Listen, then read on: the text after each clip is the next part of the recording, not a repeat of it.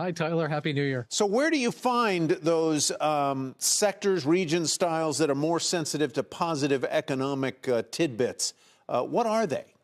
Right. So Tyler, there's kind of an old rule of thumb, which sounds very obvious, but people forget it, is that the cycle, by definition, is determined by cyclicals. And so when profitability starts revving up, that's because of the businesses of cyclical companies. When profitability is slowing down, that's also because of the profitability of cyclical companies, or the lack thereof in that case. Stable companies are just too stable to cause a cycle. So it looks to us as though profits growth is accelerating. We think profits growth could hit 10 to 15% during 2024. And if that's the case, we're going from minus 10 to 15% to plus 10 to 15%. That calls for cyclical exposure. I would argue in favor of things like industrials, materials, energy, small caps, even emerging markets. Interesting. And within those areas, if you talk about materials, industrials can be broad there. What kind? Name me some names that would fit into that category. So I think in the industrial category, there's two different ways to look at this. The biggest group in industrials is, of course, aerospace defense. Mm-hmm. And the aerospace side obviously is having some problems. I don't want to name individual companies, but we all know the problems that can go on the aerospace side. But the defense side, unfortunately, looks like it's going to be a growth industry. As globalization is contracting, one of the unfortunate sides of contracting globalization is that you get more wars. And so the defense contractors actually look like they could be growth stocks here going forward. Very unfortunate, but a reality, so to speak.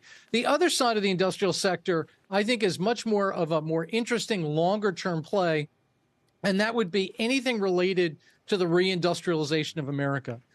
Tyler, as everybody knows, the United States has a massive trade deficit.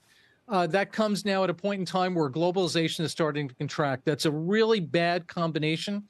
We think capitalism will be smart enough and strong enough to reallocate capital to where it's needed in the economy. So we don't think the long-term growth stories are about AI or wiener dogs in the metaverse or something sexy like that. We think it's actually in the reindustrialization of America. Rich, I'm just going to ask you about the tone so far this year. To quote our Bob Bassani, first the Santa Claus rally failed. Now the first 5 days indicator is negative. Echoes of 2022?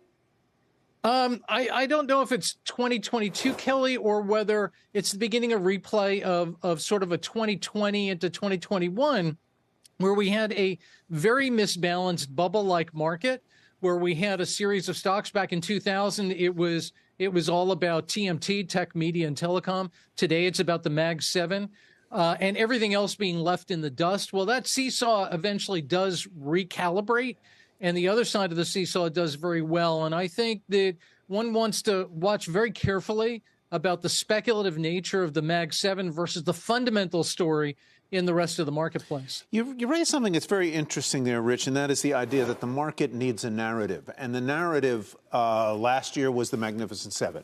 The narrative a couple of years ago, as you said, was the TNT. Was it TNT? What did you call it? TMT. TMT. Right. TNT would be an explosive rally. Things blow up, right? Excuse me. So the market needs a narrative. I wonder, in light of the fact that we're seeing a lot of M&A in pharmaceuticals, a sector that did not have a particularly good year last year, with a couple of notable exceptions, whether you think that could be part of a narrative in 2024, that sector. Tyler, I think that's a very interesting question. And the reason I bring that up is that in my seesaw analogy, one side of the seesaw is obviously very, very expensive, and that would be the Mag 7, which are very expensive relative to their own histories, relative to their peers, according to growth. They're very expensive. The other side of that seesaw, I would argue, is ridiculously cheap, in some cases really, really ridiculously cheap, which one would think would spur M&A. So whereas I think some people have argued that maybe M&A is dead, I would argue we may be in the infancy of an M&A cycle because this other side of the seesaw is so remarkably cheap.